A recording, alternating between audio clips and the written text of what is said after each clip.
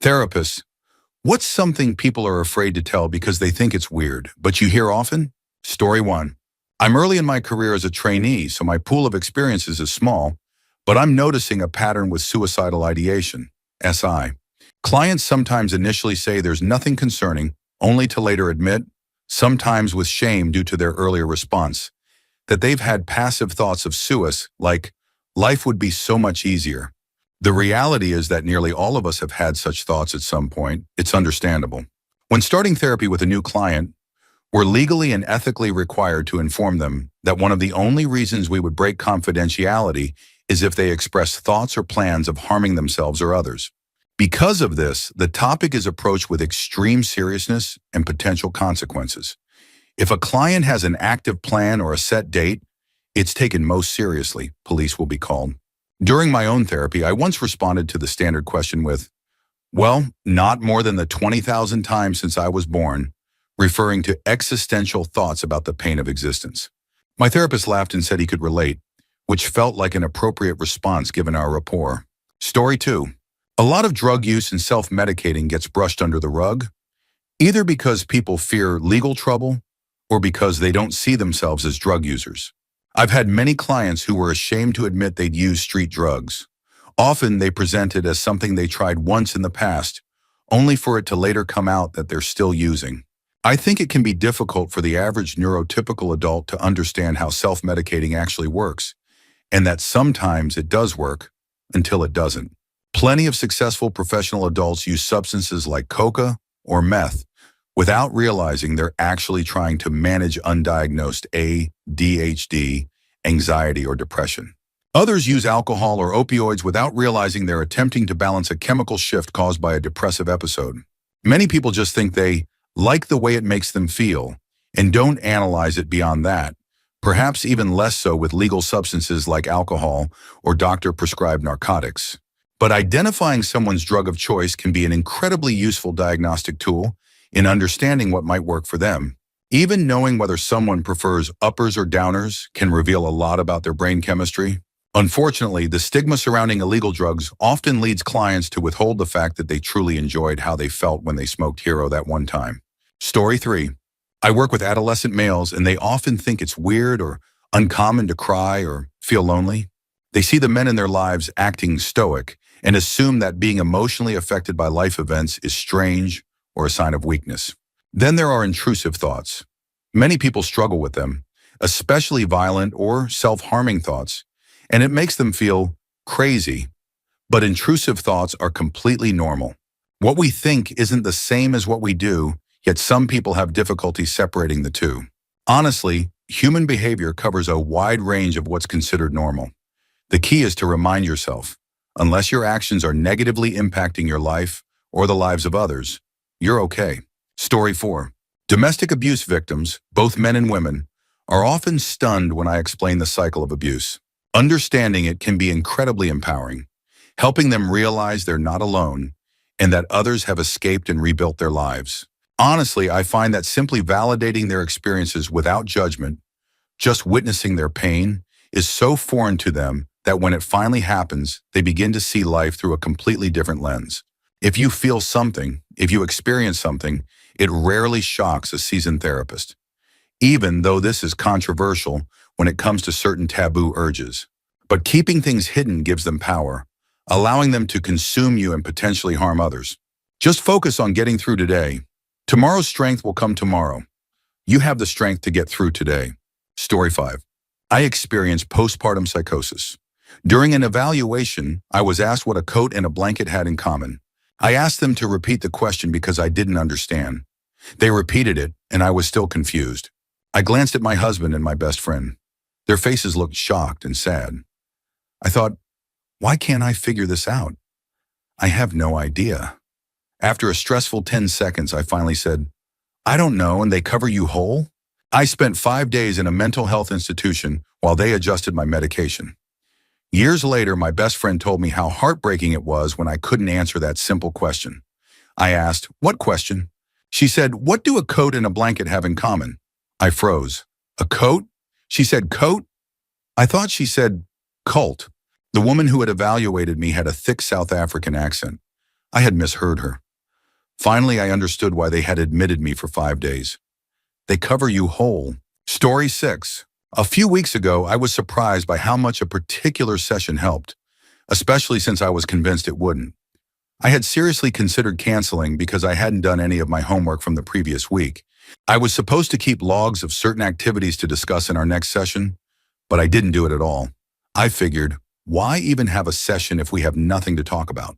But I waited too long to cancel, so I just showed up and told my counselor, I don't know what we're going to talk about because I didn't do any of the work. She laughed and said she appreciated my honesty. As it turned out, I was really glad I didn't cancel, because it ended up being one of our most productive sessions ever. Story 7. I see a lot of parents struggle to be honest about parenting. I've worked with many families, often those with young children dealing with behavioral challenges. One common trend is that parents in these cases insist they love their kids unconditionally to an extreme degree. Some even claim, I don't ever get mad at them. They seem to believe that getting frustrated or mishandling situations, whether it's overreacting, lecturing too much, or just feeling overwhelmed, is a sign of failure.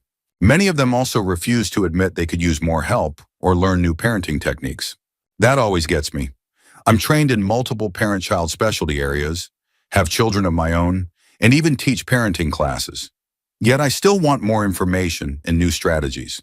Wanting to improve doesn't mean you're a bad parent. In fact, the opposite reaction is more concerning. Anyone who refuses to believe they could do better will never grow, and that can lead to serious problems down the line. Also, parents need to understand that it's okay to take breaks.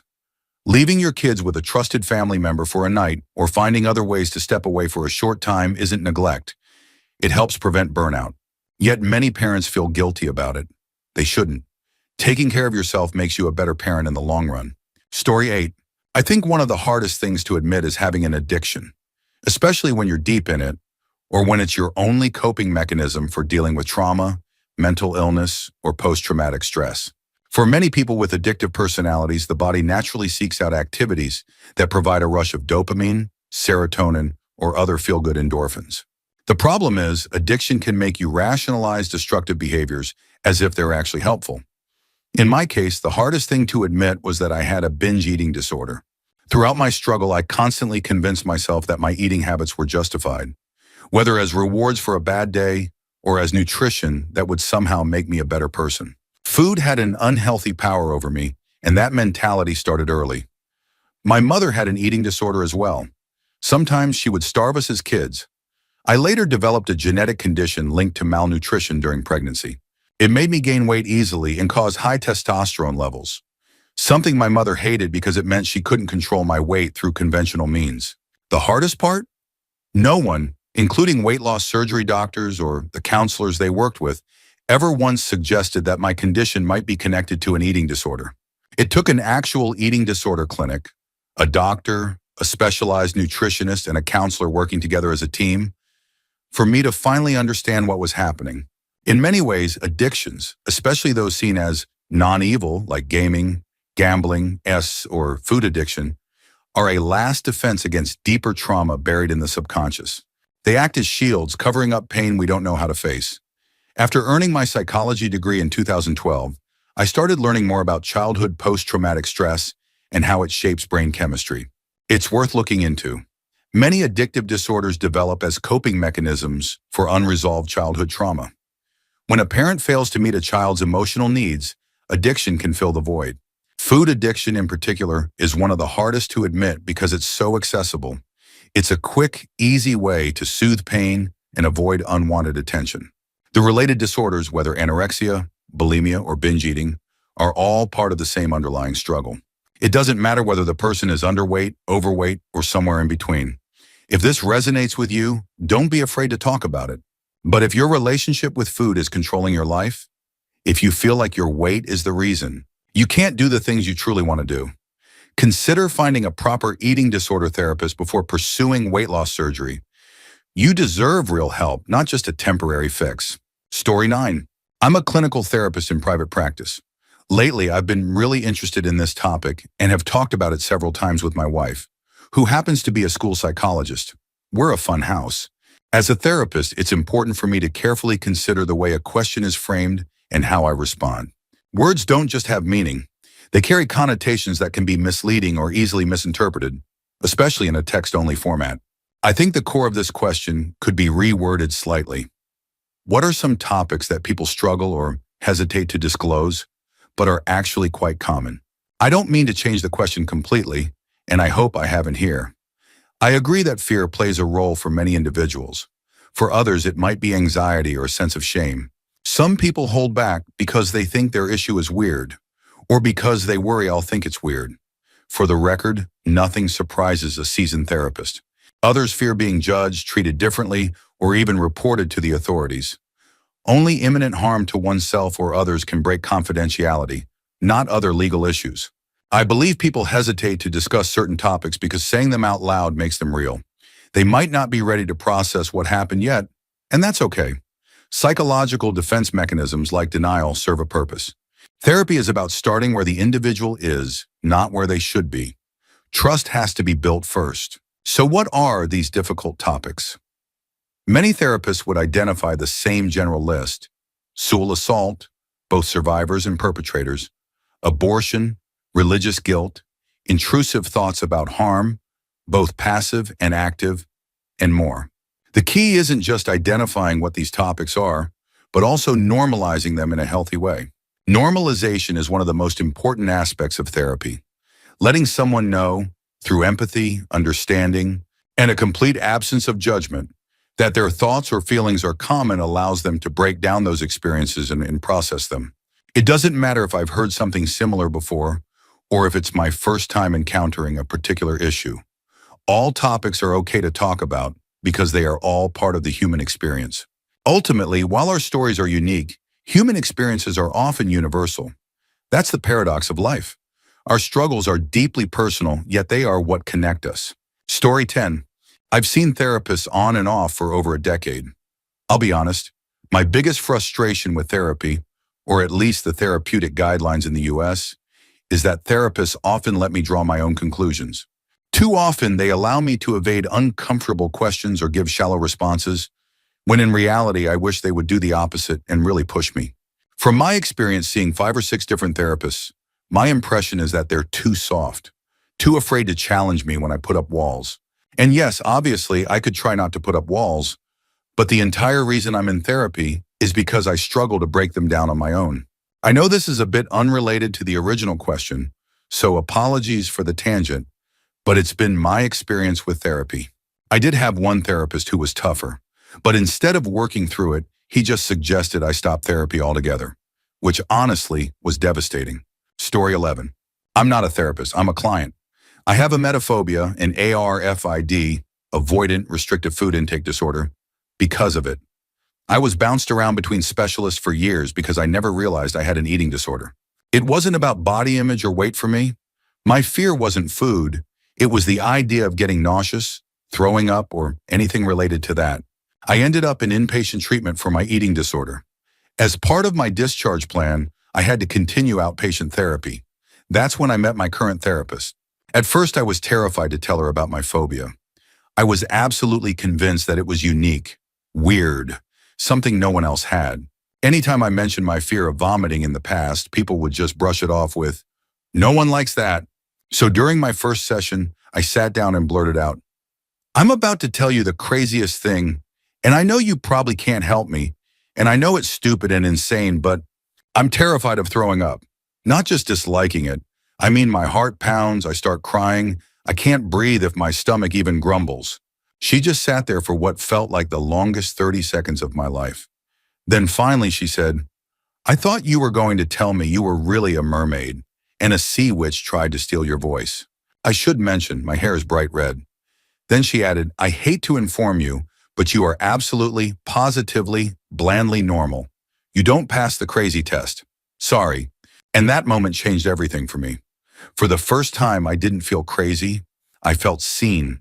She's still my therapist, and she's damn good at her job. Story 12. People are often afraid to admit they're depressed or that they have had or currently have suicidal thoughts. The mental health system in America, where I live, makes patients believe there's a big red button waiting to be pushed if they confess to having these thoughts. But in reality, there's a structured process before any action is taken. When someone discloses suicidal thoughts, professionals don't just immediately intervene. We ask a series of questions first. Questions like, how often do you have these thoughts? Do you have an actual plan? Do you want to harm others? Have you ever or are you currently self-harming? Do you have vivid visual thoughts about your death? Do you intend to act on these thoughts? Or are they just passing ideas? In the past 6 months, have you taken any steps toward ending your life? Most of my patients don't actually plan to end their lives. That doesn't mean their thoughts aren't serious, but it does mean they aren't necessarily in immediate danger. The most common thing I hear is, I just want to sleep. I'm so tired. Sometimes I think that if I could sleep forever, all my problems would go away. But I don't actually want to die. For many people, suicidal thoughts stem from the sheer weight of responsibilities, grief, illness, or job loss. Naturally, the more pressure someone is under, the more serious these thoughts can become. In those cases, we pay closer attention to any red flags. New or returning patients are often terrified of being hospitalized, especially those who've already been in a psych ward. And honestly, I get it. Unless you have the money to go somewhere private, state hospitals can be terrible. People often come back more traumatized than before, adding a whole new set of challenges to their treatment. These facilities aren't really designed to heal anyone. They're mostly there to keep people safe in the short term. In extreme cases, hospitalization is necessary, but it's not the automatic response that many fear. What makes me saddest is that we've created an environment where people are afraid to be honest about their thoughts because they worry about being institutionalized. Please don't suffer in silence. Whether you're simply ruminating or seriously considering acting on these thoughts, tell someone, preferably a therapist. This could be a crucial missing piece in your treatment. It might mean adjusting medication or making lifestyle changes. And in some cases, yes, hospitalization, however unpleasant, could save your life. But before any of that is decided, we need to hear it. You deserve to be heard. Story 13. I'm a licensed therapist with over 10 years of experience. Not necessarily weird, but the number one thing I hear from clients is suicidal thoughts. People are often shocked to learn just how common these thoughts are. They think something is wrong with them for struggling with their mental health, when in reality, mental illness is incredibly widespread. In the US, about 1 in 5 people, including children and adolescents, has a diagnosable mental health disorder. The most common are anxiety, depression, bipolar disorder, ADHD, alcohol and substance use disorders. If you're struggling, my best advice is simple. Talk to someone. Be open with your loved ones. See a therapist. There is no shame in reaching out for help. Take care of yourself. You deserve it. Story 14. I'm a psychologist, and my answer to what surprises you as a therapist is everything and also nothing. Of course, I haven't heard everything, but after a certain point in this career, very little surprises me, even when I'm hearing it for the first time. I've worked with people who have committed horrific crimes, including cannibalism and abuse. So in terms of disturbing behaviors, there's not much that phases me anymore. That doesn't mean these issues aren't significant to the people experiencing them, but from a clinical standpoint, they're part of the full spectrum of human psychology. People tell me things they think are shocking or embarrassing, like, I hear voices and see things. I have thoughts about harming myself. I sometimes think about hurting someone else. I have an unusual kink or fetish. I secretly hate my sibling and want them to fail. None of it is too strange. It's all part of the human experience, and that's why I'm here, to talk about it. At this point in my career, I work exclusively with teenage girls. Since I'm a man, I often see new patients hesitate to tell me things, especially about sensitive topics. They worry I'll be uncomfortable or won't understand. Their concerns range from things as common as, I think my depression gets worse during my period, to things that feel deeply personal and private, like, I don't enjoy masturbation as much as I used to, and I don't know why. My job is to help my patients understand that none of this weirds me out, and everything is okay to talk about. So if you're in therapy or thinking about starting, just remember we're here for you. We won't judge. We want to help. Let's talk. Story 15. I'm a therapist now, but when I was a new therapist, I had a client who struggled to open up about his preferences. He enjoyed Kinky S, where he took on a very dominant role with his partner, but it took him a long time to admit it. I could tell he was holding something back, and it was impacting his relationship. Once he finally shared this, we were able to have an open discussion about his relationship as a whole, and it really helped. It's easy to internalize the idea that anything outside of the Sewell norm means there's something wrong with you, but that simply isn't true. This is why it's important to have professionals who are competent in discussing sensuality. For example, consensual BDSM can leave bruises or marks, and people often assume that must mean abuse, which isn't necessarily the case. Similarly, there's a common misconception that being into kink must stem from past trauma. While past experiences can shape a person's interests, they don't define them. Enjoying kink doesn't automatically mean someone has experienced abuse. The more we create a safe space to talk about these topics, the more people can navigate their relationships in a healthy, fulfilling way. Story 16. I've realized that so many of us feel ashamed about things, only to later learn that countless others have had very similar experiences.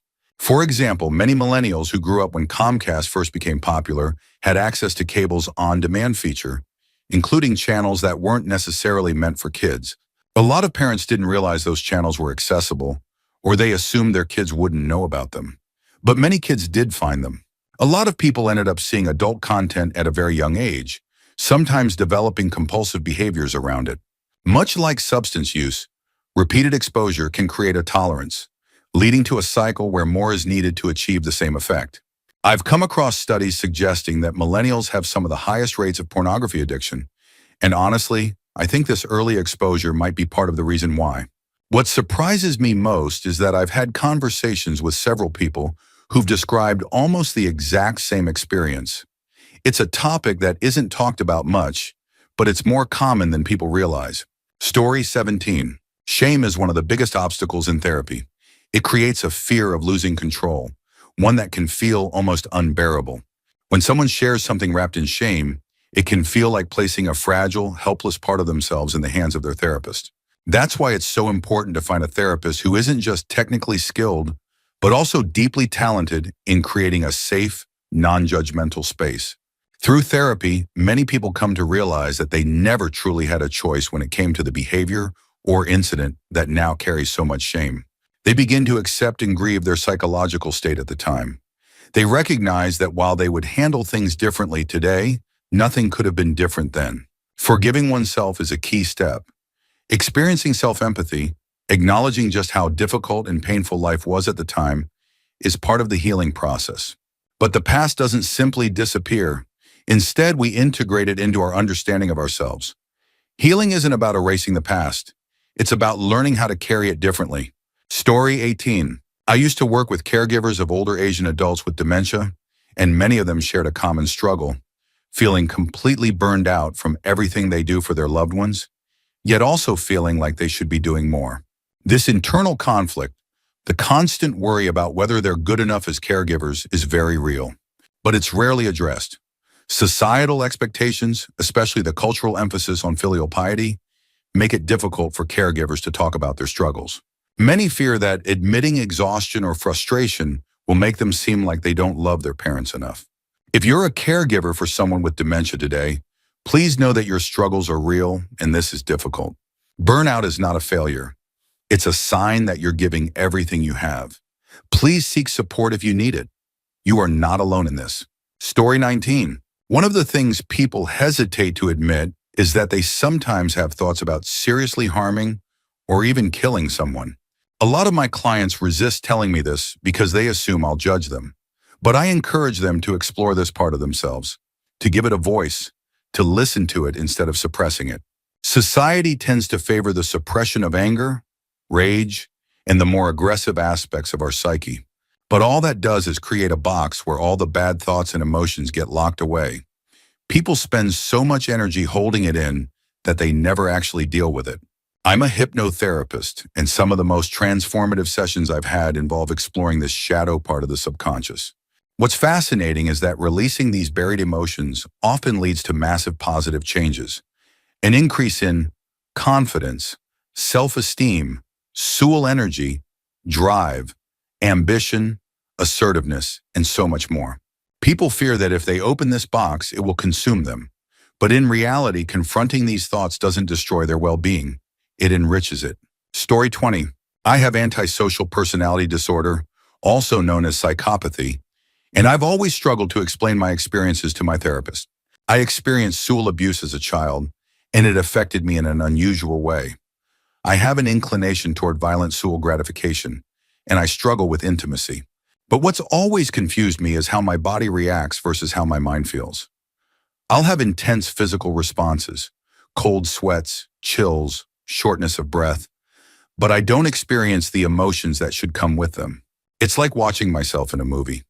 I'm completely aware of what's happening. I feel the discomfort in my body, but my thoughts and emotions are absent. Recently, I watched a film that depicted sexual abuse and felt nothing. No reaction at all. But 10 minutes later, as I lay in bed casually scrolling through my phone, I suddenly had a full-blown panic attack. My therapist thinks it's some kind of dissociative response, but I remain completely lucid through it all. Honestly, I'm starting to wonder if I'm going insane. Story 21. I know this is a bit off topic, but seeing so many people here casually discuss therapy has made me feel odd for never having spoken to a therapist, or even wanting to. I've struggled with depression on and off. Medication has helped me through rough patches in the past, and during an especially bad time, when my business was falling apart, I even attempted suicide. Obviously, I failed, or I wouldn't be here now. These days, my life is in a much better place. But even after everything, I've never talked to a professional about it. I understand therapy is beneficial, but it's just never been something I've felt comfortable with. It's unusual to see such a broad range of people, from all ages and backgrounds, who are so open about their experiences with therapy. It makes me wonder, am I okay just getting by without it? Story 22. I don't often get to talk about my profession, but here goes. I used to work at a drug and alcohol rehabilitation center, and one of my clients was a self-proclaimed drug lord. As we worked together, he told me his history, how he got to where he was. During one conversation, he admitted to selling his own sister into trafficking. He described how he had forcibly injected her with sedatives and narcotics, then had several people teach her a lesson. What exactly that meant, he never shared. He told this story with a completely blank expression, only smiling when he reminisced about what he called the good times, which to him meant having enough hero to get through the day. I have no idea where he is now, but meeting him changed my career path. It made me want to work with victims of trafficking. People don't realize that trafficking survivors don't just struggle with the stigma of selling their bodies. They are often also battling drug addictions. And in many cases, those addictions aren't by choice. Many victims were forcibly given chemicals to keep them compliant, making recovery even harder. If people knew how many trafficking survivors are fighting addictions they never wanted, I think they'd be floored. Story 23. There's been a lot of discussion here about pedophilia as one of the hardest things to not judge, despite our professional training. I've never treated a pedophile, at least not one who openly identified as such. But I did run a men's anger management group, and some of those men had done horrible things to women.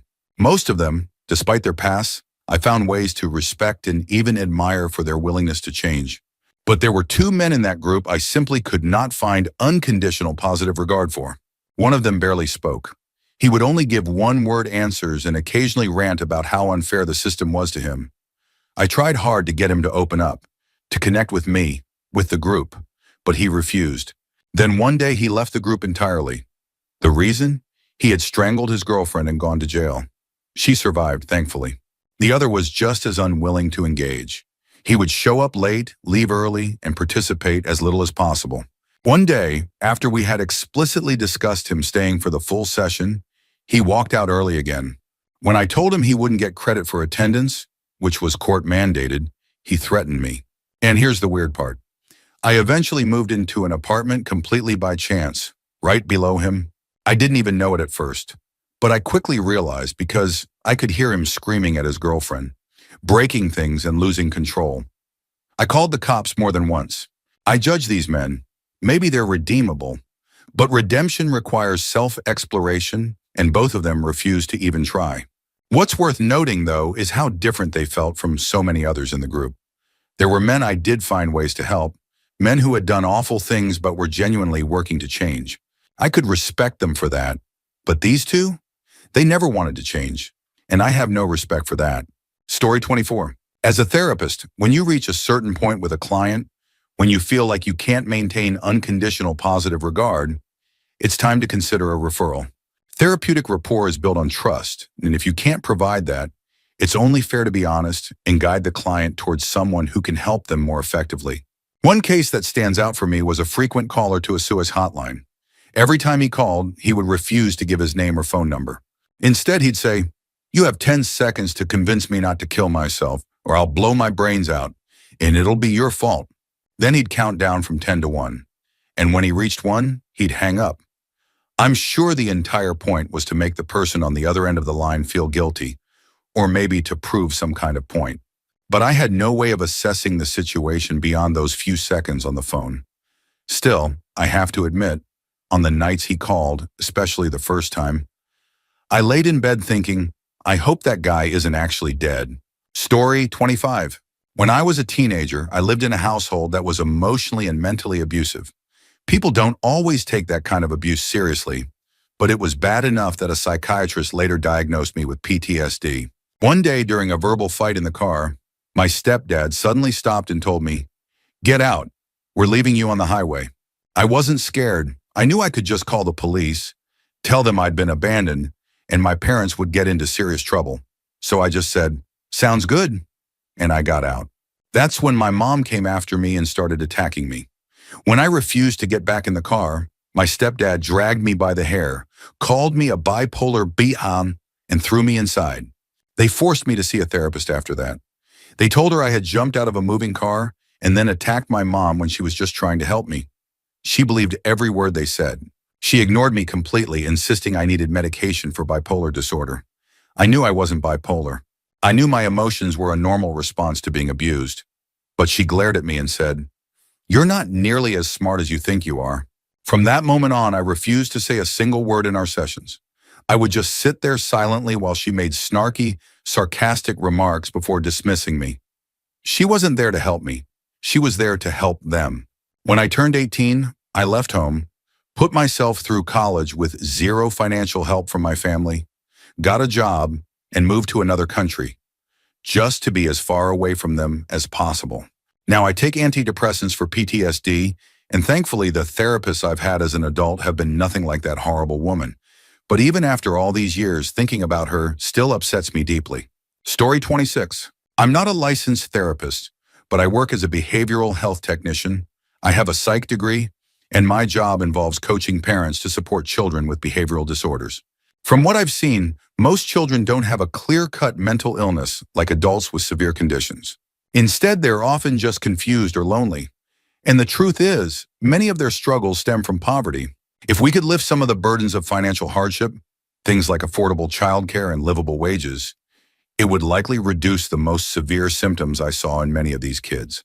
I never judged the children, but I did find myself judging some of their parents. Some would drop their kids off with a fix-my-kid attitude and disappear. As a parent myself now, I understand burnout and exhaustion. But at the time, all I could do was provide those kids with 1 hour of what a structured, loving environment looked like. And those were the kids I knew would struggle long-term. I could see it. Many of them would eventually cycle through institutions, shelters, or prisons. But every so often, a parent would show up and ask, "How do I help my child?" Whenever that happened, I practically jumped for joy because that child had someone who loved them enough to fight for them. Story 27. I work in mental health, primarily in acute and crisis settings, and I've been in this field for most of my career. One of the most memorable experiences I've had was with a young person who had significant, ongoing suicidal ideation. They were dealing with a lot, and I spent hours with them, de-escalating, talking through their emotions, and working out a plan for what came next. Later, one of their parents arrived, and with the patient's consent, I sat down with them to explain the situation. I was trying to discuss psychological frameworks and ways they could support their child when, midway through, the parent interrupted me and said, "Is this going to take much longer? I have a show to go and watch. I've never judged my patients. I haven't lived their lives or seen the world through their eyes. But the people around them, the ones who contribute to their suffering through ignorance, selfishness, or outright malice, I judge them." Story 28. Patient perspective here. I had been seeing a therapist for a few months to help with chronic depression and self-harm, along with some pretty intense suicidal ideation. I had tried Suprax in the past, didn't like the side effects, and stopped taking it, but I was finally ready to try something new to supplement therapy. Everyone around me was calling Wellbutrin a miracle and a lifesaver, so I figured I'd give it a shot. Since my therapist couldn't prescribe medication, I booked an appointment with a psychiatrist. During my first session, I explained what I was struggling with, what I was doing to work on it, and what I was looking for in seeking psychiatric care. Now, I do a pretty good job holding myself together in public. I dress well, I maintain a job, and at the time I was living independently. I now live with my partner. All in all, I wear a well-polished mask. I guess it was too good, because barely 20 minutes into our session, the psychiatrist looked at me and said, "I don't think you're depressed, bro." This was our first meeting. I had been sitting in his office for less than half an hour and he was already ready to dismiss my diagnosis. Cool, man, real helpful. Story 29. I'm a man. Between the ages of 7 and 10, I was brutally assaulted multiple times. When I was in my early 20s, I finally tried to get help. I went to a therapist, hoping she could help me process what had happened. At our first session, she asked about my history. I gave her a basic outline of the abuse, nothing overly detailed. But even as I spoke, I could see it in her face. She didn't believe me. She was dismissive, uninterested. Then she asked about my relationship status. At the time, I was in a long-term relationship with a woman who had 2 sons. The moment she heard that, her demeanor completely changed. She demanded my girlfriend's name, the names of the children, and her address. She said she would be immediately contacting social services to ensure that I wasn't abusing them. I can't even begin to explain how much that destroyed me mentally. She had seen something in me that I hadn't. Somehow in her mind, she was certain that I was a danger. I started crying. She looked at me and said, "Pull yourself together." What she didn't know, what she couldn't have known, was how much I hated the kind of people who had hurt me. If I could, I would wipe every last one of them off the planet. I would never, ever, ever inflict that kind of nightmare on another child. I got up and walked out. That day, I came very close to the edge of suicide. I also ended my relationship. I couldn't bear the thought that, even remotely, I might be a risk. That was 21 years ago, and I'm sitting here typing this, still tearing up thinking about it. Because of that one experience, I have never sought therapy again. I survive, but it's not a good kind of survival. Story 30. 2 contexts come to mind. I often work with people in abusive relationships, and it's incredibly common for them to return to their abusive partners after leaving. Some studies show that, on average, someone will go back 7 times before leaving for good. I understand why people go back. It's usually a combination of manipulation, financial control, gaslighting, love, low self-esteem, fear, and more. But man, it is hard to watch and stay neutral. I can express concern for their safety, but I can't just yell, "Please stop going back. What is it going to take?" Like I want to. The other situation isn't about judging the person, but rather about judging OCD itself. OCD is strange. The ways it manifests can be bizarre and unpredictable. Again, I would never judge someone for having intrusive thoughts or engaging in compulsions that, in their mind, are linked to their obsessions. But I do find myself constantly amazed at how creative and complex the human brain can be. Story 31. There was a client, a young teenager, who was hearing voices telling him to harm himself. He had multiple crisis calls and was admitted several times to crisis centers for observation until he was prescribed medication and began showing improvement. He eventually started opening up about possibly being gay, which caused him a lot of stress because his father was very traditional, deeply religious, and a respected figure in the community. He was recommended for treatment at a facility where he could adjust to his medication and develop coping skills. However, his father pulled him out against medical advice and refused to let him continue his treatment. He also discontinued his therapy, opting for a strictly religious approach instead. 3 months later, the young man took his own life. I still see that father around, and I can't help but feel angry. I wish things had turned out differently. Story 32. I'm not a therapist, but I was a patient after my mom passed away. I needed someone to help me process everything I was experiencing in the wake of her death. We were discussing major trauma. I had been abandoned by both parents and suffered severe neglect and abuse from caregivers. At one point, I looked up and saw my therapist had put down her notepad and was staring at me, wide-eyed. I thought she was going to diagnose me with something or tell me I was beyond help. There was a long pause before she finally said, "You need to realize how special you are. You did it. You could have been just another statistic, but you beat the odds. Do you mind if we go deeper into your childhood? Understanding your perspective might help me support other patients." That was a remarkable moment for me. She didn't just tell me I was normal, she told me I was exceptional. We worked together for 8 months using cognitive behavioral therapy to address my triggers and attachment issues. She helped put me on a path to healing. I'll always be grateful to her. She's an incredible person who found value in my painful past and, in a way, helped me use it to support others. Story 33. I'm a licensed psychologist. As many have said, judgment isn't part of the job if you've had proper training and done the internal work required for this profession. That being said, not all therapists have done that, so don't be afraid to stop seeing one if it doesn't feel like a good fit. I often tell clients that I see my role as a navigator while they are the captain. I've been hired to help chart a course from where they are to where they want to be. I understand the waters and the landscape, psychology, human behavior, habits, and so on, but they are the experts on their own boat and crew, themselves, their lives, and their relationships.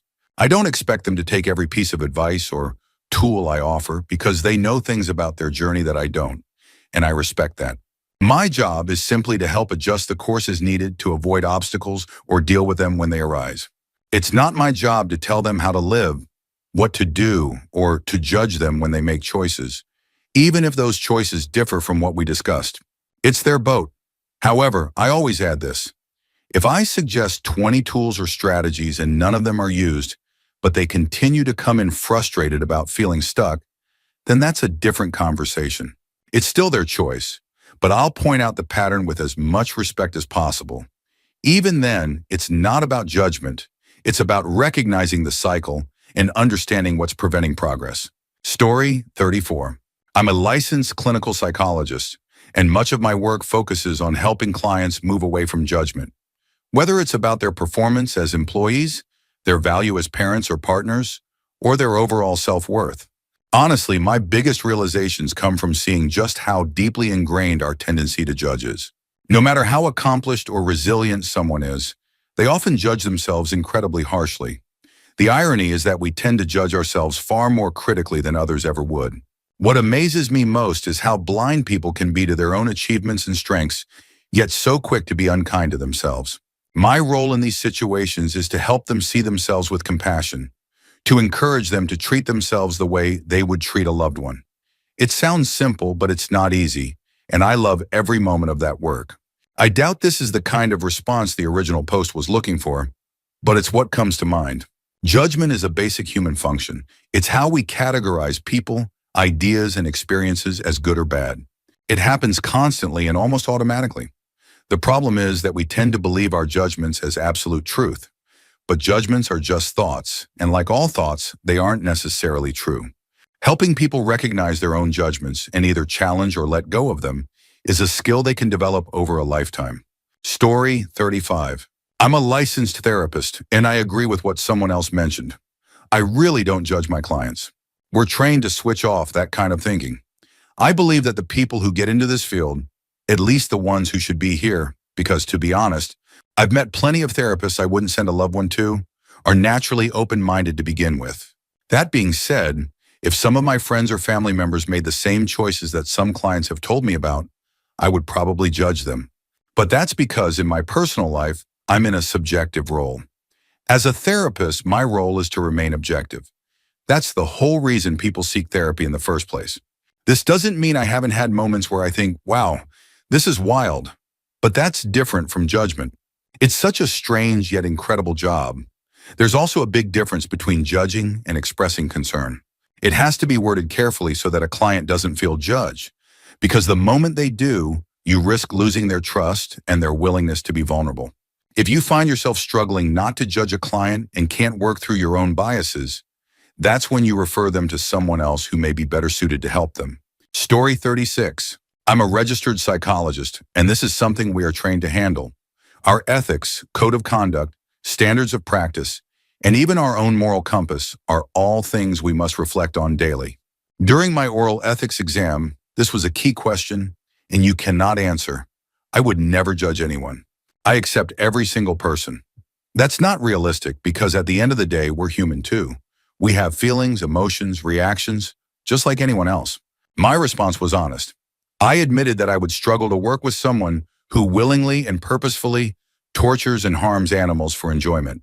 I told the panel that it would be difficult for me not to pass judgment on an animal abuser. That was actually the correct answer. Psychologists are expected to recognize the specific populations they may struggle to serve competently. The goal isn't to pretend we don't have biases, it's to be self-aware enough to handle them appropriately. Story 37. Obligatory disclaimer. I'm not a therapist, and this will probably get buried, but as a man, I really struggled with the idea of going to therapy. It was the lowest point in my life. I had always dealt with depression, but I came from the just get through it mentality. Well, I was getting closer and closer to not getting through it. I remember the first time I told my therapist that I was planning to end my life. I expected the same reaction that men often get when they show emotion or vulnerability, but she never dismissed me. Never even acted like it wasn't an option. She just talked me through it, never making me feel like my thoughts or feelings were invalid. Sorry, I know this isn't exactly the point of the question, but if fear of being judged is holding you back from seeking help, please go. It could save your life. Story 38. It's never the things people think they're being judged for. A good therapist isn't judging you for how much of a substance you use, how harmful your coping skills are, or the things you've done that you're ashamed of. We exist to hear, recognize, and help you through these things. You are worth it. Having someone see your value despite everything you've been through is important. But I do judge parents who don't care about their kids. And I don't mean the ones who are trying, the ones working to break generational cycles, even if they make mistakes along the way. I'm talking about the parents who 100% do not care and actively make their child's life worse. As a child therapist, that's my breaking point. That's when the judgment comes rolling in. Kids deserve better. Story 39. As a student, I had a professor who was a practicing forensic psychologist. One day, he told our class about a case that still haunts me. He had been evaluating two parents and their second child after their first child had died by suicide. I don't remember all the details, but what I do remember is horrifying. The parents were indifferent to both children. They ignored their first child's depression and struggles completely. After that child's death, they remained detached, never acknowledging any underlying issues. Instead of learning from the tragedy, they continued to ignore their second child and his developing mental health problems. It got so bad that the second child also ended his life. Even then, the parents were still indifferent, completely unfazed, never recognizing any fault or responsibility. The worst part?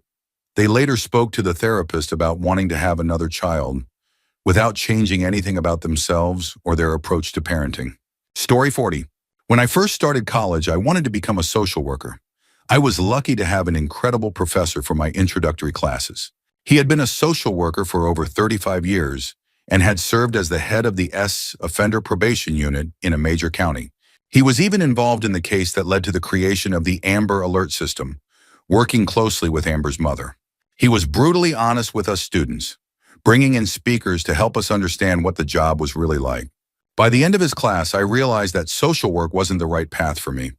I simply don't have the emotional strength required to work with and help abusers. But I'm forever grateful for the knowledge and firsthand stories he shared. They horrified me, but they also changed my perspective. Instead of becoming a social worker, I've decided that I will become a foster parent as soon as I'm able. That's how I'll contribute. By providing a safe, loving home where no child will have to suffer, I will protect and care for them with everything I have. Story 41. I'm a therapist, and this happened early in my career. I worked at a recovery center for families, and one family we received had a mother with multiple diagnoses: borderline personality disorder, dissociative disorder, and complex PTSD. She also had domestic and battery charges in her past, as well as a history of addiction. She had a couple of children, and part of the program was about relearning how to interact with them in a healthy way, focusing on parental strengths. At the time, I was fresh out of my master's program, and in all honesty, completely out of my depth. One of the kids had taken on the role of what we call the channeler, absorbing and reflecting all the anger, sadness, and rage of the mother onto everyone else. We worked with her to try to change the way she interacted with her children, encouraging her to communicate in ways other than screaming, which was her default for everything, or using physical restraint. But she struggled to grasp it. She was in trauma therapy, but processing was difficult for her. One day we were out on a walk when, out of nowhere, she suddenly body slammed her child onto the concrete. The other staff member and I were in complete shock. This child was only 6 years old and just looked so scared and heartbroken. And in that moment, I judged. Story 42. I'm not a therapist, but I had a similar experience. Back in June, I hung out with a friend I hadn't seen in about 8 months. She had been arrested just a few days prior for destroying her boyfriend's belongings. Their relationship was extremely toxic and abusive on both sides. When we met up, she seemed completely different. Paranoid, constantly taking pictures of people. She would take selfies, but intentionally capture others in the background, trying to be sneaky, but it was obvious. Eventually, I asked her what was going on. At first, she hesitated, saying I wouldn't believe her, but I assured her that I would listen. That's when she told me that her boyfriend was the leader of an underground secret society, something like the Illuminati. According to her, he was manufacturing an unknown drug that didn't show up on tests and was using it to harm her and traffic her to strangers. She said this was why she was taking photos of everyone. She was convinced they knew her boyfriend and would report back to him. I was completely freaked out. I honestly believed she was experiencing a psychotic break or possibly schizophrenia. But the worst part wasn't her delusion. It was her mother's reaction. Later that night, my friend went to the ER because she was suicidal. Since she had taken the only car, I picked up her mom and we drove to the hospital. Due to COVID restrictions, we couldn't go in, but we called and verified she was there. A nurse preparing to do her psych evaluation asked if we had concerns or if she had a history of mental illness. Her mom's response? Just suicidal. I knew there was something much deeper happening, so I told the nurse everything I had observed. That's when her mother absolutely lost it, screaming at me, furious that I had spoken up. And then she accused me of ruining their vacation. They had plane tickets to Florida in 3 days, and now her daughter was being admitted to a psychiatric hospital. I couldn't believe it. Her mom cared more about a vacation than her daughter's well-being. We haven't spoken since, but I don't regret it. She can hate me all she wants, but her daughter desperately needed help. Story 43. After working with a client for 2 months in an inpatient treatment program for substance use, I truly believed he was making progress. He had been talking about real changes and discussing his goals for the future. Then in our next session, he told me that the real reason he had so many issues in life wasn't the meth use. It was his mother. I listened, thinking we were about to dive into some deep insight about his childhood or their relationship. Instead, he said, if my mom wasn't such a terrible person, I'd be living in her house right now. I asked why she wouldn't allow him to live with her, and he replied, she won't let me use meth in the house. I don't understand. That's like telling her she can't take her heart meds. Internally, I was screaming, what? Meth will kill you, and you're comparing it to your mom's heart medication? You were so far past this yesterday. But out loud, all I said was, okay, let's explore that a little more. Story 44. During my graduate program, in one of our first semester classes, the professor asked us to reflect on our personal values and share what types of clients, if any, we would be uncomfortable working with. One student said, gay people, explaining that he was personally disgusted by them. Another said her religious beliefs would not allow her to serve a client considering an abortion. The professor thanked them for their honesty, gently reminded them of their professional duties under the NASBU Code of Ethics, and ultimately validated their right to refer out clients if their biases might interfere with competent care. Fast forward a year to my internship. I was assigned weekly one-on-one sessions with a client who had rejected every other therapist at the agency. I was told I was a perfect fit, but wasn't given any explanation. The moment I met her, it became painfully clear why I was chosen. She was a white supremacist, and I am white. Every other therapist she had met with at the agency was either Latino or African American, and she had refused to work with them. After the session, I met with my on-site supervisor and explained that I had been assigned to counsel a white supremacist. I told her that white supremacy was fundamentally against my values, and I did not believe I could provide unbiased care. Given what I had learned in my first-year class, I assumed they would thank me for my honesty and reassign the client. That did not happen. Instead, I received major pushback. I was told I had to continue seeing her, that it would be a learning and growth experience for me. I had no choice. If I wanted to keep my internship and complete my required hours, I had to work with her. It was an incredibly difficult year, one that still stays with me. Story 45. Obligatory disclaimer. I'm not a therapist, but I was the patient. A few years after a serious car accident, I was left in crippling, severe chronic pain every single day. I was struggling to cope and had reached the point where I was preparing to end my life. It had been years, and not only had the pain not improved, but it had actually gotten worse. The doctors either couldn't or wouldn't do anything, not even prescribe pain medication. Despite how unbearable it was, I had reached my limit. As a last resort, I decided to meet with a psychologist. Not because I had any hope left, but because I didn't want to hurt my mom in the way that my death would. So I tried. I told him everything about the pain, the exhaustion, and how I felt that suicide was the only escape I had left. His response? He told me to do it. He said I should stop complaining and just go through with it. He told me to cut the theatrics of saying I didn't want to hurt my family because, in his words, I was obviously just looking for attention. He told me to grow up and either stop whining or follow through. So I left his office, went home, tied a rope to the rafters, put the other end around my neck, and kicked the stool out from under me.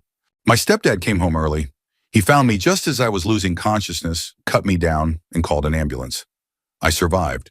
Later, when I was asked why I had done it, I told the psychiatrists and doctors exactly what had happened.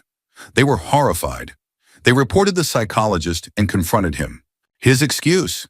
He had been using reverse psychology to show me that I didn't really want to die. I just wanted to feel better. He claimed he had miscalculated the seriousness of my situation, and they bought it. He wasn't punished. He wasn't even reprimanded. And that was the day I lost all faith in the system. Story 46. I'm a client, but you can always tell when a therapist is judging you, and when it happens, it sticks with you. Over the summer, I had to see a new therapist since my usual one was a free campus counselor, and I had to pay out of pocket. She was nice and good at her job, but sometimes a therapist just isn't the right fit. I stuck with her, though. I had already spent a month explaining my trauma and situation, and I only had one more month before I could return to my regular therapist.